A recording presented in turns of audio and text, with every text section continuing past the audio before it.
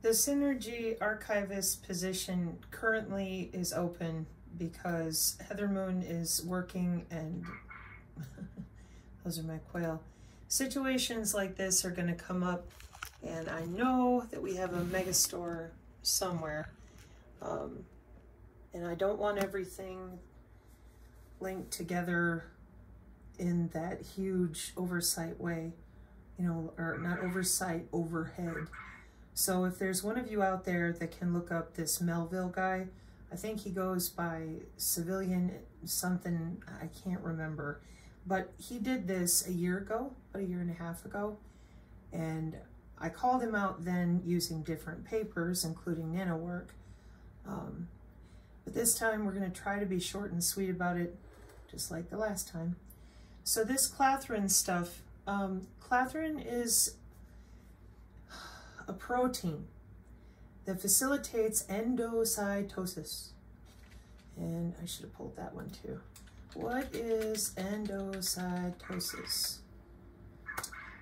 The taking in of matter by a living cell by invading invagination of its membrane to form a vacuole. Gross. Endocytosis. Try a little picture here. Is that cellular process in which substances are brought into the cell. The material to be internalized is surrounded by an area of the cell membrane, which then buds off inside the cell. Like yesterday in our learning video, once the additional stuff is inside the cell, it's like a burrito, okay? Which then buds off inside the burrito, the cell, to form a vesicle containing the ingested materials. So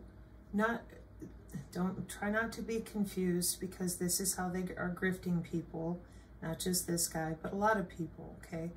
I'm just using this as an example, all right? They get a hold of something in their job from 10, 15 years ago, or, because I don't know this guy's situation, I have no idea, or they work somewhere in a certain type of bacterial biology for university, not the DOE, or they do work for the DOE, but they're siloed in a very specific lab area, okay?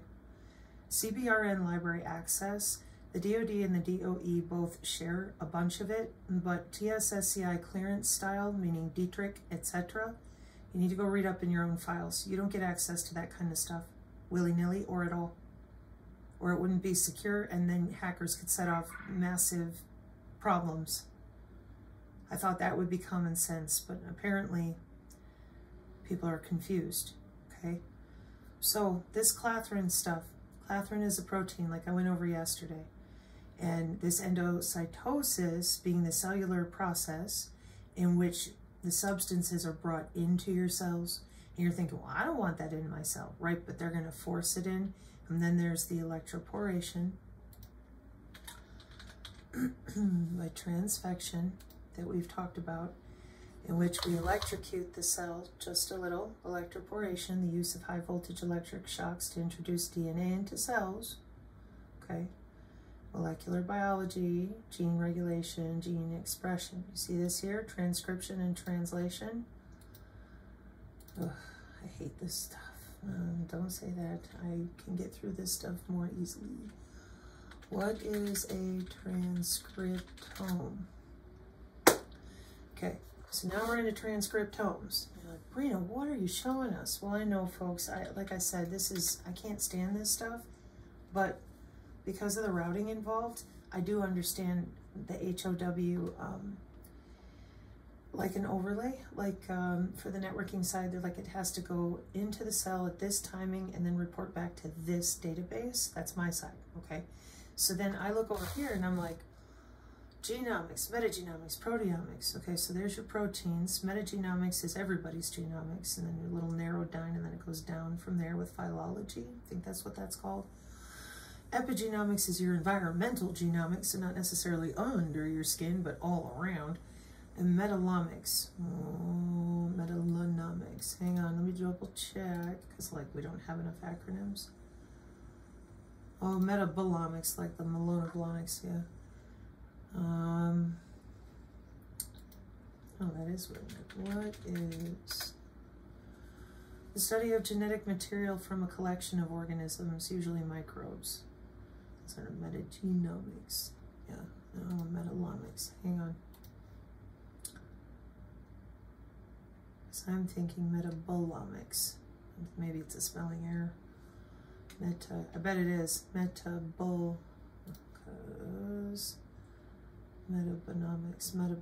yeah, right there. Metabolomics is the study of metabolites or small molecules in biological samples. Oh, yes. See, here we go. There's your biochemical. Like I said, then we get into phylology, I think it is, and the phenotypes. Okay, back up the truck, y'all. Here to quail. I'm like, come on, come on. We don't need to go that deep, right? Ladies and gentlemen of the wings. Every time I change their water because they've gotten so much bigger. I have to clean this out with the sink.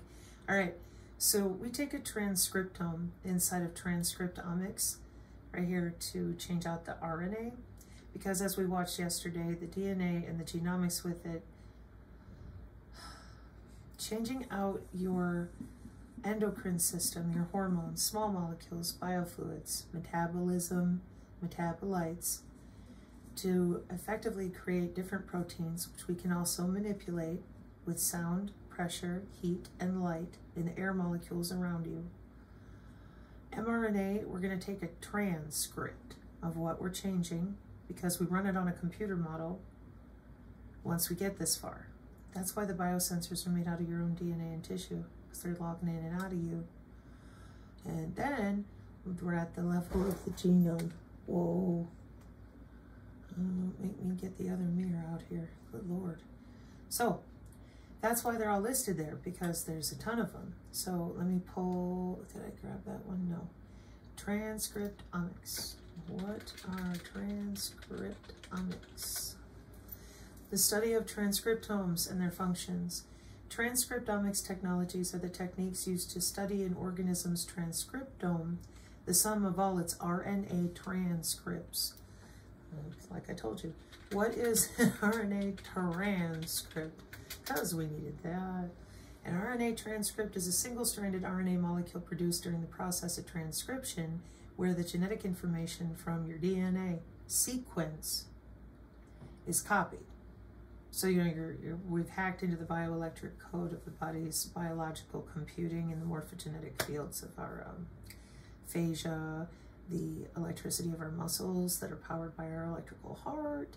And so every time we make a change, because our DNA is dynamic and we're walking around and oxygenating cell structures that are opening and closing all the time. So our RNA, before it makes a change to do all sorts of things, fight disease, grow a little different, respond to our diet plan, our exercise change, it makes a copy of the gene created from DNA that can be used to build proteins or perform other cellular functions, depending on the type of RNA transcript produced. Look, they have a toolkit, because we needed that. Okay, so what is a transcriptome? Now that you know what transcriptomics are.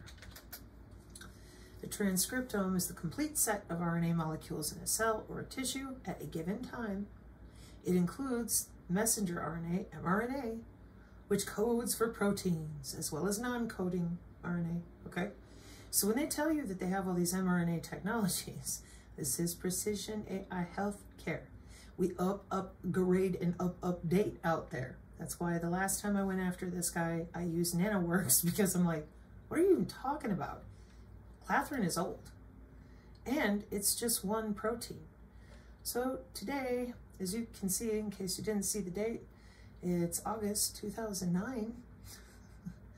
Like I said, a lot of these grifters that are out there, they just grab hold of something they think they understand that sounds good. And I mean, seriously, y'all, who else is out there other than these biologist people going, all right, everybody, today we're going to rip up the DNA, code it a different way, get your drop downs ready, we're ready to go. We're going to play some Legos and be out the office by noon. Okay, so most, quote, normal people They look at this stuff and the intricacies of it, and they're like, is this a video game? Because if it's not, and I'm not getting a PlayStation trophy, fuck off. I am bored. Tell it like it is. So Clathrin smuggles quantum dots into living cells in 2009. A neuropeptide helps slip alphabet soup quantum dots through cell membranes by recruiting Clathrin. The only protein we're allowed to use with a quantum dot is Clathrin. You buying that? Not to mention, it's 2009. Has any nanotechnology been updated since 2009? Because it's 2025, which with some basic math, okay, let's see if we can do this, right? It's 2025, so that says 2009. That's 16 years.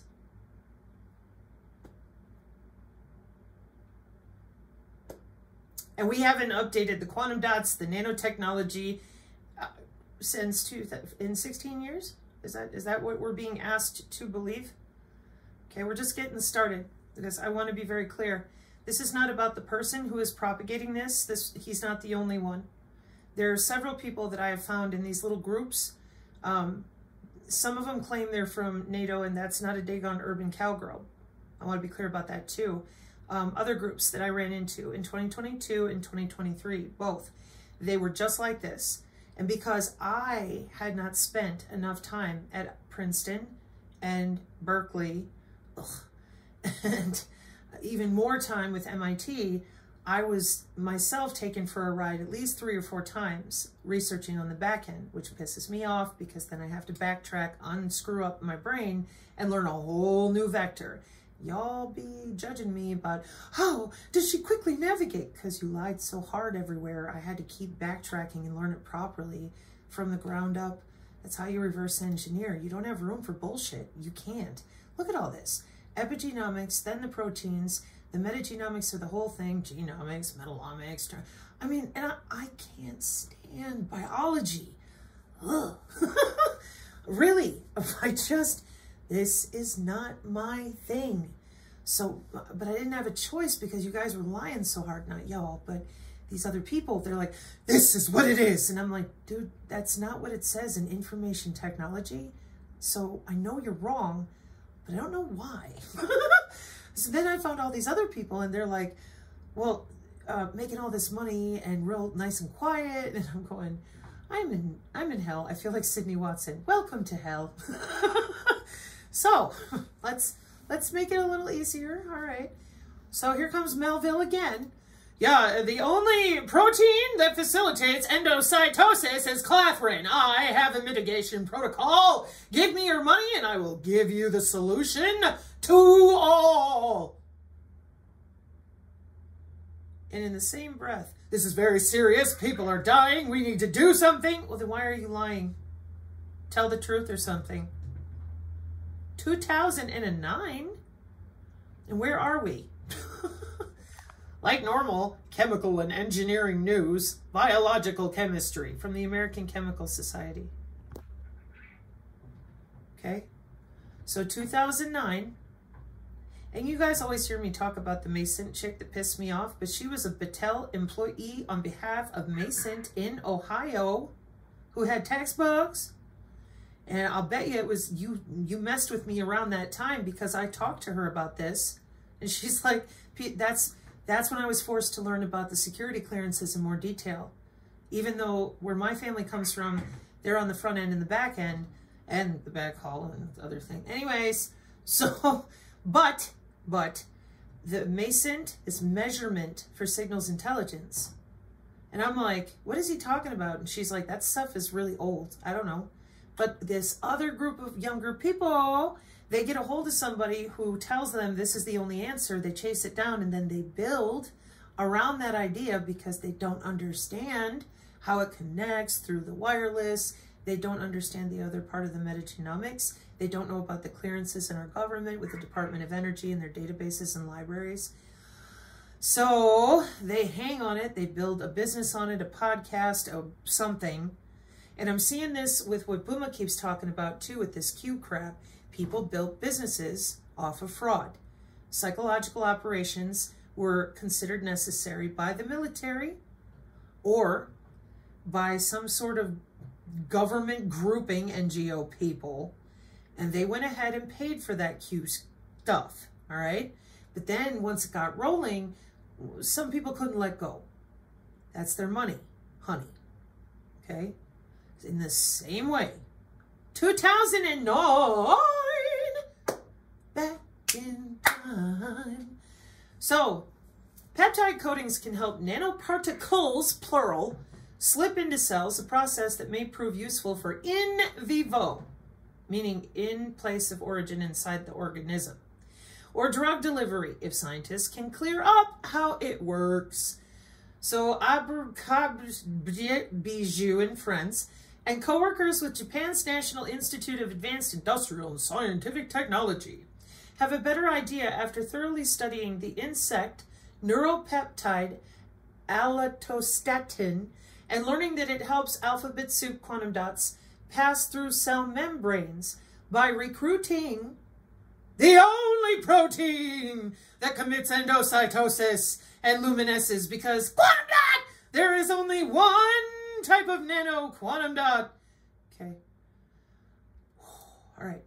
A protein that facilitates endocytosis by forming vesicles around foreign substances. American Chemical Society Nano. More alphabet soup. You can click on it. The researchers suspected that allotostatin might be gaining access to cells via galanin receptors.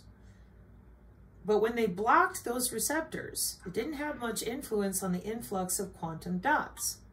By inhibiting P13, is that PI3K, a kinase that is crucial to the formation of Clathrin vesicles, they noted that fewer than half of the quantum dots made their way in, leading the team to conclude that most of the nanoparticle entry is Clathrin mediated. So they believe this. And they believe that that is all we've got. And every time I run into this, same way with the Magic Amulet Russell brand, same way with the haptic gear, same with everything. You are not going to have a commercial solution to an industrial challenge. They have more than you do. So for me to answer the mitigation properly and keep thinking it through, I'm like, well, that's 2009. What are you doing today? This is how I handled him the last time. Like I said, with different papers. I asked questions. I got questions. And I also know that we have so many quantum dots. I've had to deal with you-know-who this long going, patent! And I'm like, why won't you tell them? Luminescence, never mind. So the remainder of the quantum dots may be entering through quasi-electrostatic body area network using human body area communication, HBC, human body communication using body as wire. Okay, Purdue University. The remainder of the quantum dots may be entering through electrostatic interaction with molecules in the cell membrane, thanks to an arginine residue on allotostatin, they suggest. So, is Clathrin the only protein that facilitates endocytosis? Now I got new questions because you're still lying and I don't know why. It could be lack of knowledge. It could be anything. I don't care. Okay, let's all learn together. So, Clathrin, a protein that facilitates endocytosis. And all these people think that it is necessary because it will block quantum dot. Okay? And quantum dot is one of 40 different types of nanosensors, and only nano, we have biological sensors, but just set that aside, all right? So they built mitigation, protocols, products, Lord knows what, on Clathrin. No, Clathrin is not the only protein that facilitates endocytosis. There are multiple pathways of endocytosis. I think I pulled that one up. Hang on. Yeah. Endocytosis, that's where we started from, where it's like, bring it into the cell, baby, come on in here to my burrito and let's hang out. Okay, and the rest of us are like, ooh, no, block, shock, shunt, and shield, the Lord rebuke thee, you can stay out of me. Amen. Gratias Deo. Nama, scald! Wee! I mean, whatever, man. No. So that's your endocytosis. We're just going to make it a little more easy to slide in there. And that's where I mentioned transfection, because the biosensors from Rice University are like, well, it's going to electrocute you open just a little, just a little. That's how it's going to work. And I said, they're making your cell structure more porous so that more can get in with the corona effect of cells. What is, let's do this right this time. The corona effect of cells. I want my pretty picture. Dang it, I must have done it wrong again. No, because it always does this. It's like, oh man, what's it called? Because it always wants, anytime you say corona, it wants to yell about COVID-19. I don't want COVID-19. I just, okay. Fine.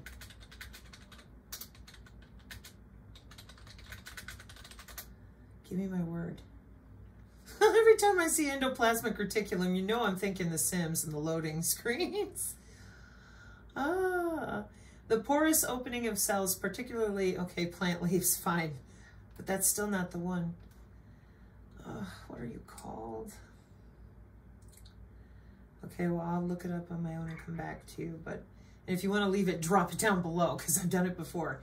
But basically, they make your cells more porous with things like methylation, electroporation, and that's that whole transfection, transcription,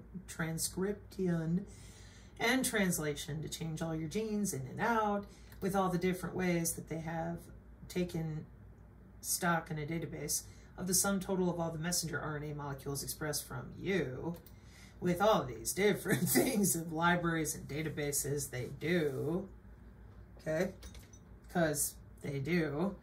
And then, as you can see, now they want to make a change with only one type of endocytosis. So there's only one way to get in the burrito. Rather, to pull all the quantum dots into the burrito. Yeah, there's only one way to do that. No, that is not true. So, Clathrin is not the only protein that facilitates letting quantum dots into the burrito. There are multiple pathways of endocytosis, including Clathrin-independent endocytosis. And this is what I brought up yesterday about different DNA, different environments, different types of beam steering and molecular communication in the atmosphere for sensor networks for all sorts of reasons, smart agriculture, weather, whatever. So, which occurs without the involvement of Clathrin. So no Clathrin at all. Clathrin-independent endocytosis. It's another way we get things in there. Utilizing different proteins like those. So key points about endocytosis and Clathrin. Clathrin-mediated endocytosis is a well-studied pathway. So there you are sitting at the DOD and the DOE. Damn it, they foiled us again. Clathrin-mediated endocytosis is now so well-studied, they've managed to block 50% or better of the quantum dots coming into our burrito. How could they have foiled us at the Department of Energy so easily? Somebody call the Chinese. We've been defeated by Melville. Okay, so this well-studied pathway where Clathrin proteins form a coat around a plasma membrane to do what they do. Excuse me. This Clathrin-independent endocytosis is a pathway that does not involve Clathrin at all and can utilize different proteins depending on the type of cargo being internalized. 40 different types of dots, and quantum dots are not the only ones that fluoresce. So I wanted to know, I'm like, oh, Clathrin-independent pathways of endocytosis. So where are we now? 2014. Where are we always? Biotechnology PubMed. There are many pathways of endocytosis at the cell surface that apparently operate at the same time. Oh, so there's not just one Clathrin dot endocytosis way to get in the burrito again.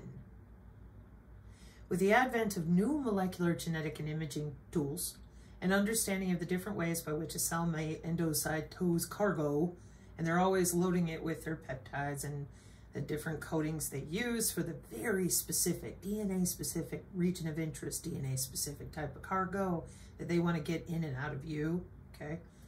And that's a whole different area of products. We're not going there right now, but it is. So by increasing by leaps and bounds, in this review, we explored pathways of endocytosis that occur in the absence of Clathrin. These are referred to as Clathrin-independent endocytosis. Here we primarily focus on those pathways that function at the small scale, in which some have distinct coats and others function in the absence of certain molecules, the absence of specific coated intermediates. Now, how did I figure this part out? Because normally that would make no sense to me. But in the routing for molecular communication, the little molecule, you turn it off with the binary, you turn it on with the binary, and you watch it with the quantum. And that's all done through the wireless sensor networks. So basic open source data, because molecular communication been going for 11 years. It's not classified. It's all professional. It's got all those RUC and the ITU and those acronyms. And I'm like, what is that there for? Turn the molecule on or off? What? So then I'm back over here and I'm like, yeah, we have so many ways to get into our burrito. And I'm going, that is so gross. And we can turn it on, turn it off. And guess what? It's coded this way. If the molecule just isn't there, turn it on, turn it off. And I'm like, whoa, epigenetics environment. Whoa, holy crap.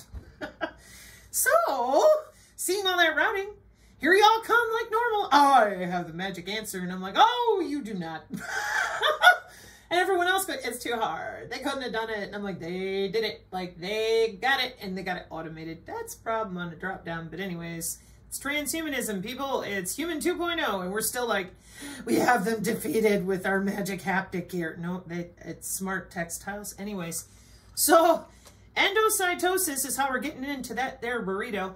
And I said, all right, fine. What is a peptide coating? Well, that's a thin layer applied to a surface made up of short chains of amino acids called peptides. Now, I know this is happy fun time with them Lego bricks too, so I'm like, oh boy. Okay, how many peptide coatings do we use in quantum dot?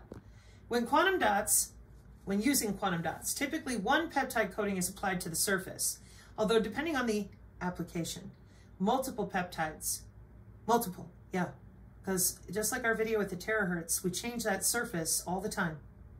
That's why quantum dot, and I'm like, we have 40 different types and all the different ways that we express the luminescence to target the genes, the regions, the routing. I'm like, holy crap. And that's why I was so insulted, because, and they're like, oh, we got to dumb it down. You should have made sure they knew that you don't need a quantum dot in your tissue to see you, view you, or change you. Kind of like the nurse's question last night on the channel. She's like, oh, they don't understand that they can get to him because there's a transmitter. And I'm like, that's just bootstrapping. That means that the transmitter is there, but it's on the bedside table with a special type of implant for like a pacemaker. And she knows that what I'm telling her is right because of EMTs maybe. And that is that what if it fails? The transmitter, not the sensor. The sensor will immediately alert the hospital or the doctor so that they can send someone to fix it because your transmitter failed. So how then, if this is built-in redundancy for health, how then, if the transmitter on the bedside table just goes, who knows why, are they sending you a new one with someone right away to ensure you don't die? The wireless has many vectors of networks, visible light communication, regular Wi-Fi, other body area networks, flat out free space optical. And I understand that you're not a network engineer, etc., but this is a huge engineered system of synthetic biology. And everybody keeps pretending that they're going to come up, yeah, I got the magic solution, yo! Multimodal, multi-vector approach? Give me a break. That's why they're always having conferences, in my opinion, because they got so many different industries that are tertiary helping each other out. So when using quantum dots, typically one peptide coating is applied, like our terahertz changes, to the surface. Although depending on the application, multiple peptides with different functionalities might be used to achieve specific targeting or delivery properties. Some of the smart drugs, like the bioelectronic pills you swallow, they don't want to deploy every time. They'll circulate in your bloodstream until your body is actually ready. So they test the surface of your burrito, the cell, before they deploy. It's written in the routing for the nano again. So this coating is often designed to enhance the quantum dot's solubility in aqueous environments and allow for conjugation with other molecules, like those aptamers I mentioned in the last video. Back to our article. So a neuropeptide, ABCD, helps slip, there's ABCD quantum dots, through cell membranes by recruiting Clathrin, a heavily studied pathway, protein taking that pathway to facilitate what we're going to get into our burrito. But Clathrin is not the only protein that facilitates getting in the burrito. We have Clathrin-mediated pathways and we have Clathrin-independent pathways. Okay? And then a peptide coating is that thin layer of however we want to write our software with Lego bricks and other friends. Lego bricks is that's molecular communication. So we're taking our peptide coating and telling it, we want you to do this drug at this time in this way, blah, blah, blah. Okay? So how many peptide coatings are we using in all these quantum dots? Well, typically one type of peptide coating per quantum dot is applied to the surface, but depending on the application, how it's getting in there, what we want it to do, how often and when. Again, I'm over here in the routing and I'm going, oh! Everybody's like, hurry up and make a coloring book. I'm like, I want you to be able to do different things with your day and not have to go purchase another 64 crayon set, okay? I'm serious, watch this. So how many peptide coatings are available? There are many different types of peptide coatings, including antimicrobial and therapeutic. So as of August 2020, 3,240. What I tell you about another box of them 64 crayons. And all, these are the amino acids. So I'm like, wait, hang on. So here's the neuropeptide. What's that again? Oh, it's a thin layer made of all those amino acids. And I'm like, okay, well, there's how many thousands of amino acids? And then if you watched the video yesterday, they're using machine learning for this. They're not the ones sitting there doing these calculations. They're like, tell me AI what to put in and out of the human or the sky. And I'm going, oh, 10 to 50 amino acids long, because it's not just up here. And then where do you live? And the rest of these databases have to coalesce. That's why you have a digital twin. So it's easier for them to take a transcript and log back in. And with molecular communication, cells do a lot of the work themselves because that's their job naturally, versus these goofballs being like, whoa, what are you doing in there? Let me push you around some more. Okay. So I knew that we were coating the cells to get in and out of our burrito of our cells, excuse me, coating the quantum dots or the 40 derivatives of sensor interaction like we saw yesterday. I knew it was all different and very complex. So here comes Melville. I have the answer, do this. And I'm like, dude, you don't understand. Clathrin is literally one type of protein. And when I hit AlphaGo and the protein folding and DNA origami, I'm like, oh. So I tried. He didn't want to listen. So we have all these different peptide coatings for all the different types of sensors that allow us to put the right region of interest, precision, mRNA, RNA, DNA, blah, blah, blah, targeting in the cell. We can electrocute it open, we can use your environment, and then the sum total of all the messenger RNA molecules expressed from the genes of an organism are in a transcriptome, which is part of our transcriptomics with databases with our Department of Energy, okay? And that's because they're under the skin at the cellular level with molecular communication. Thank you, ladies. 2014. So 11 years of routing this stuff with the nano, which is welcome to hell. There's your brownie in motion with, like Professor Akildes talks about, with the dispersion of the air particulate, and I can't find a biophysics person to take themselves seriously and be like, oh, brownie in motion and diffusion and molecular communication. Oh, is material physics? Yes. Oh, spinach leaves are ringing my phone. Hang on. Please don't explode. Thank you. No kidding. And along with, hang on. Let me show you the real reason I know this so well.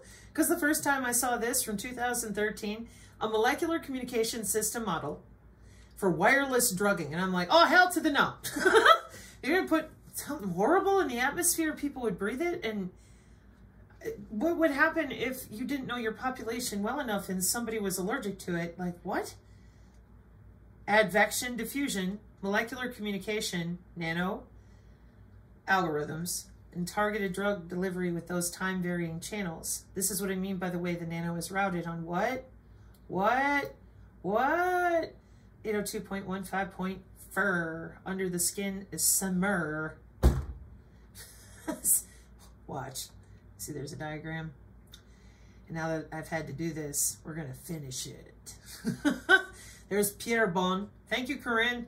Oh, and it's Professor Achildes. Thank you, Non-Vaxxer 420. The goal of a drug delivery system is to convey a drug where the medication is needed, while at the same time preventing the drug from affecting other healthy parts of the body. This is how the protocols are written in the WBAN as well. Drugs composed of micro or nano-sized particles, particulate drug delivery system, DDS, beam steering people, that are able to cross barriers which prevent large particles from escaping the bloodstream, are used in the most advanced solutions. Molecular communication is used as an abstraction of the propagation of drug particles in the body. Molecular communication is a new paradigm in communication research where the exchange of information is achieved through the propagation of molecules. Brand new, December 6, 2013. Brand new, okay? I had a fit, of course I did. Molecular communication is a new paradigm in communication research where the exchange of information is achieved through the propagation of molecules. That's why they call it molecular communication. Here the transmitter is the drug injection. The receiver is the drug delivery. And the channel is realized by the transport of drug particles, thus enabling the analysis and design of a particulate drug delivery system using communication tools. This is achieved by modeling the molecular communication channel as two separate contributions, namely the cardiovascular network model and the drug propagation network. The cardiovascular network model allows to analytically compute the blood velocity profile in every location of the cardiovascular system, given the flow input by the heart. Hey, is your heart electrical? Are biosignals measurable? Really? Because for me, I'm going, wow. See, that's why Jornit's work with the pressure inside your bloodstream, your vasculature is so important to get right. Otherwise, you'll have sludge, and pressure problems. Anyways, the drug propagation network model allows the analytical expression of the drug delivery rate at the targeted site given the drug injection rate. Numerical results are also presented to assess, in 2013, the flexibility and accuracy of the developed model, the study of novel optimization techniques for a more effective and less invasive. There's your wireless, your emergent nanotechnology. Every time you see the adjective novel or less invasive, that's wireless. Will be aided by this model while paving the way for novel communication techniques for intra-body communication networks. Thank you, ladies. So, one more time. I don't know what that is. What are intra-body communication networks? 802.15.4 and friends. An intra-body communication network refers to a system where tiny sensors implanted inside the human body communicate wirelessly with each other using the body's tissues as a transmission medium. Intra-body communication is what's making your Fitbit talk to your phone. Novel data transmission method that uses the human body as an electrical channel. Okay, hang on. See this link right here? That's the one I always take you to, in which it says, hey, interbody communication is a promising wireless communication technology which provides data from the human body to the medical and sports devices we are used to wearing in our daily lives. In fact, in the last 2 decades, lots of wearable electronics devices have been developed. Various body implants, medical devices to control health parameters, and technologies for sports activities which monitor athletes' performance are examples of this technology revolution. And do you know which characteristic these kinds of devices have in common? Even if they serve different purposes, they are all attached to the body. This is the reason why it is important to investigate how this kind of technology can make use of the body to communicate and give back the right data at the right time. Let's see how interbody communication works. A little bit of history. When interbody communication was studied for the first time. The first work in the field of interbody communication was performed by Thomas Guthrie Zimmerman in 1996. Personal area networks, a wireless communication system that allows electronic devices on and near the body to exchange digital information through near-field electrostatic coupling. They're using the skin? Yeah, okay. We're not done because I want to show you the other one that I used on the LifeWave weirdos yesterday. Interbody communications, the back end, due to FDA and FCC law to protect you from your wearables or something going wrong, is the Internet of Medical Things. This will be the industrial side, okay, for your safety.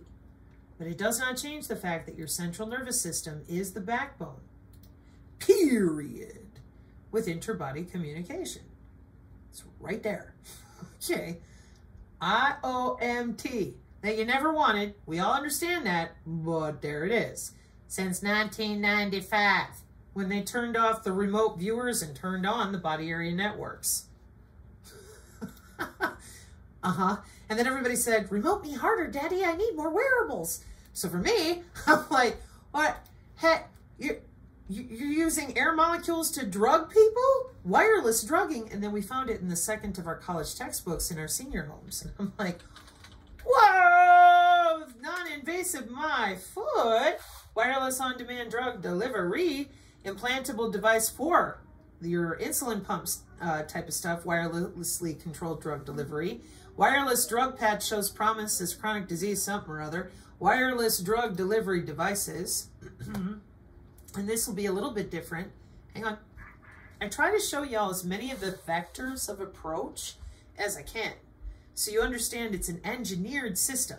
If you try to go around it in only one way, well, it's going to bitch slap you back into its submission.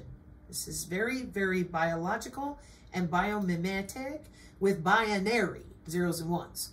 Drug delivery devices pose a possible alternative to overcome the limitations of systemic administration, as they can provide patients or physicians the control on release mechanism and drug regimen.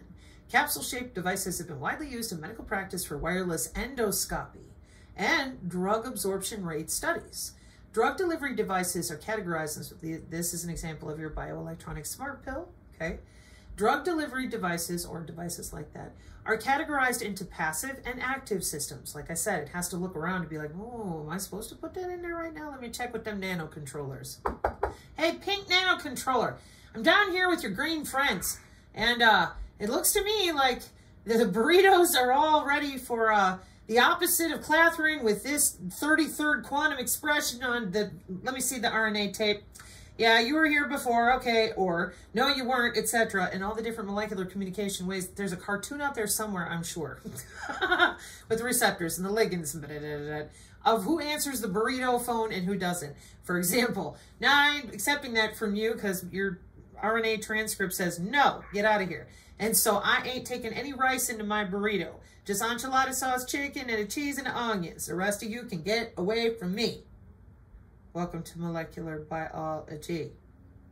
And on my side, the IEEE. How you getting it in and out of there wirelessly. For implantable drug delivery systems, microchips have been envisioned as a promising platform for storing drugs in tiny reservoirs that are fabricated through micromachine technology. When they say miniaturization, they are not kidding. The rapid advancements in fabrication and packaging have facilitated drug delivery devices with compact design and integrated systems leveraging micro and nanoscale drug delivery mechanism for in vivo treatment of diseases. In vivo. In vivo is a process performed or taking place in a living organism. In vivo, not the lab. That's in vitro. Different. Okay? So that is why interbody communication, protected by the, technically, the industrial Internet of Medical Things for FCC and FDA and other IC law, because I see the law. Anyways, so molecular communication, wireless drugging. Hang on. RFID chips have been around a long time for that kind of stuff.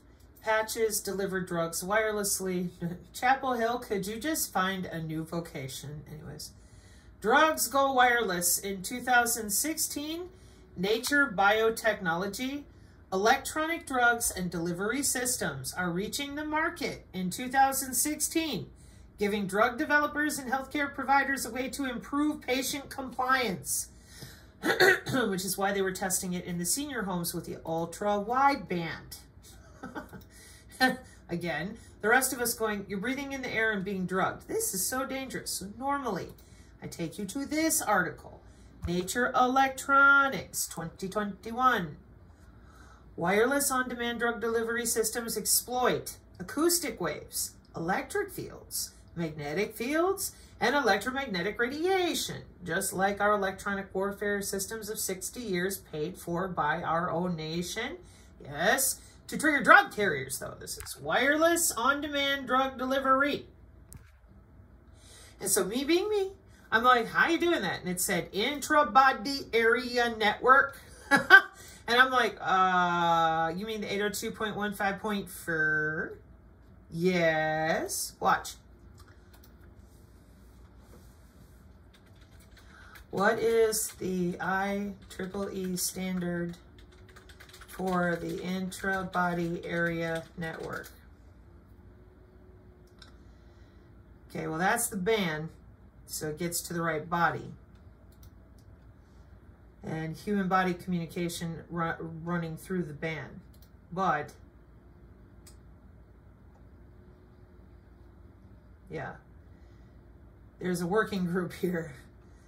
One is the PAN with Bluetooth. 2 is coexistence of other PANs, other objects, and bootstrapping. 3 is high rate. This is their testing, see, in 2006, etc. In 2009, millimeter wave. And, oh, that gives me some interesting things I need to look at a little deeper too. There's your infrasound, audio, visual, etc., single carrier mode. These are all done right before we get into the big one.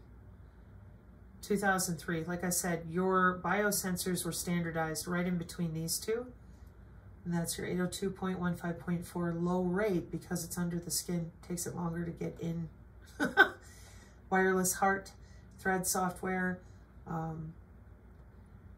And then 4A here has to do with even more scalability to data rates, longer range, who you're really connecting to, intelligent surfaces. They test everything before it's deployed. And then you have to test again and again and again. And once that's like fully, completely good, they're already building another redundancy network.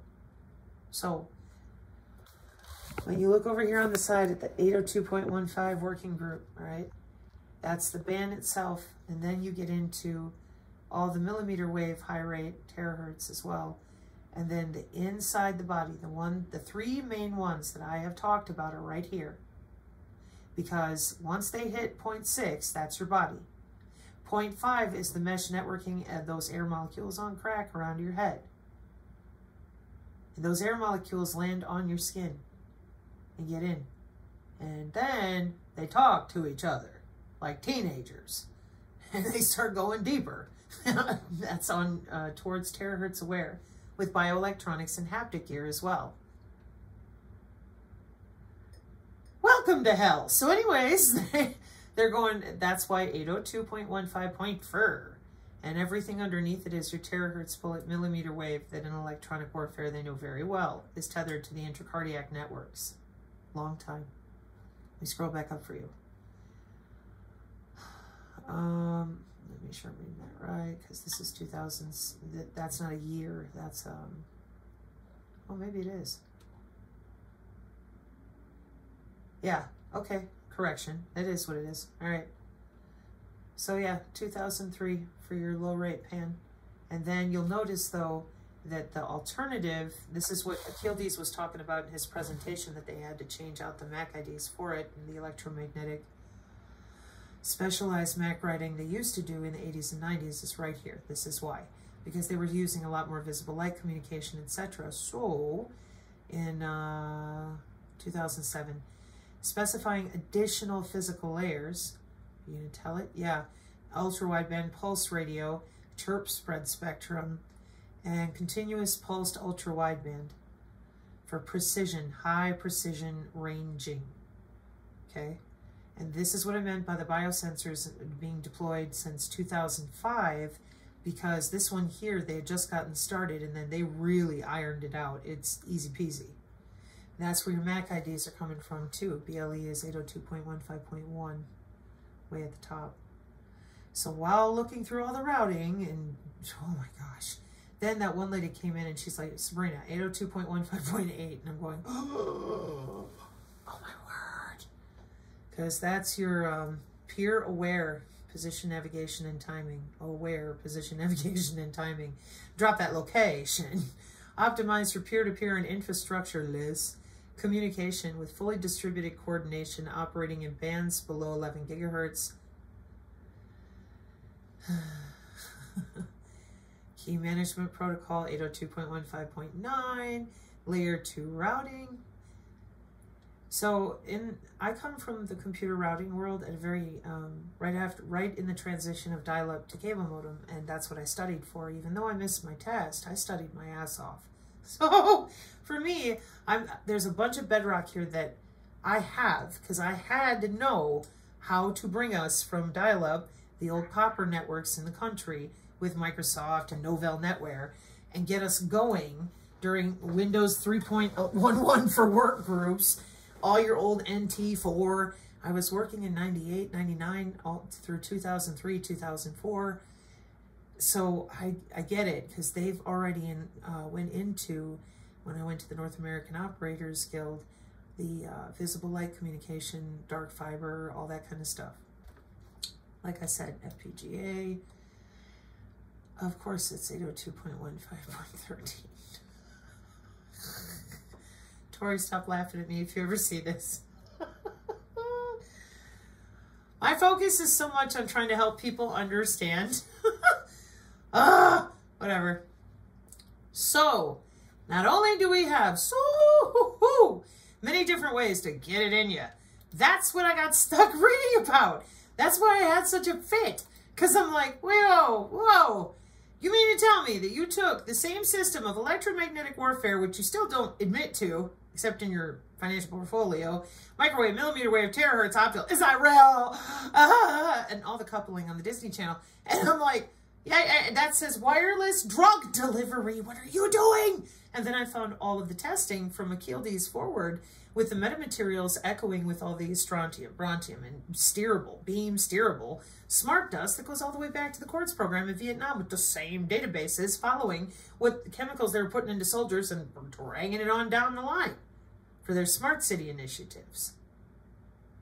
So, in closing, Melville, go find a new mitigation protocol, will ya? Be helpful. You're outdated. I promise. And for the rest of you, you think I'm wrong? Bring it on. I love being wrong. And if I'm not, I'm going to do exactly what I just did here. I will do my absolute best to give you every resource and put it together for you. Multimodal, multi-vector approach. And for everybody who's, normal,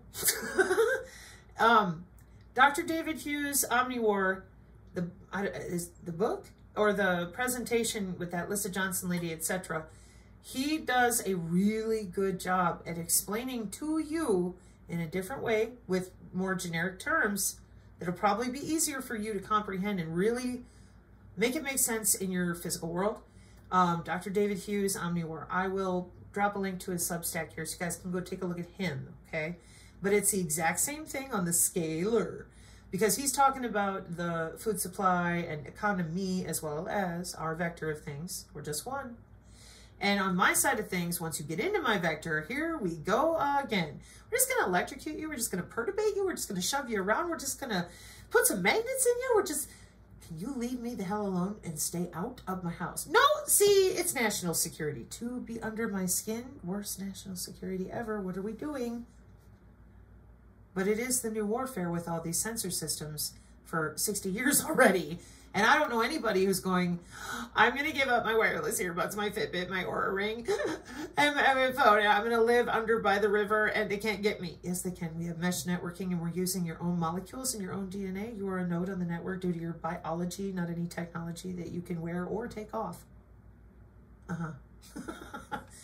That's what it is. So we do our best. But I can assure you, Clathrin and Clathrin independent pathways of endocytosis. Anybody who even knows a little bit about chemistry is going to be like 40 different types of expression with quantum dots. And that's the nanosensors, rather. Quantum is... Okay, and they do fluoresce, and there's 30 of those, and then there's all this math and the actual code of the transcript. You're full of shit.